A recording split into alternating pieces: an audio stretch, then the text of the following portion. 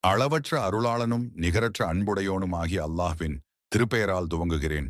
வானத்தின் மீது சத்தியமாக, தாரிக் மீதும் சத்தியமாக. தாரிக் என்னவென்று உமக்கு அறிவித்தது எது? அது இலங்கும் ஒரு நட்சத்திரம்.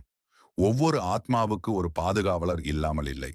மனிதன் எதிலிருந்து படைக்கப்பட்டான் என்பதை கவனிக்கட்டும். குதித்து வெளிப்படும் ஒரு துளி நீரினால் படைக்கப்பட்டான்.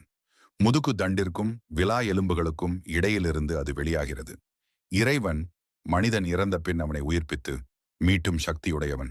ரகசியங்கள் யாவும் வெளிப்பட்டு விடும் அந்நாளில் மனிதனுக்கு எந்த பலமும் இராது. அவனுக்கு உதவி செய்பவனும் இல்லை. திரும்ப திரும்ப பொழியும் மழையை உடைய வானத்தின் மீது சத்தியமாக, தாவரங்கள் முளைப்பதற்கு பிளவுபடும் பூமியின் மீதும் சத்தியமாக. நிச்சயமாக இது குரான் சத்தியத்தையும் அசத்தியத்தையும் பிரித்து அறிவிக்கக்கூடிய வாக்காகும். அன்றியும் இது வீணான வார்த்தைகளைக் கொண்டது அல்ல.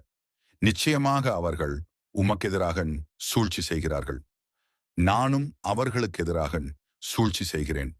எனவே காஃபிர்களுக்கு நீர் அவகாசம் அளிப்பீராக, சொற்பமாக அவகாசம் அளிப்பீராக.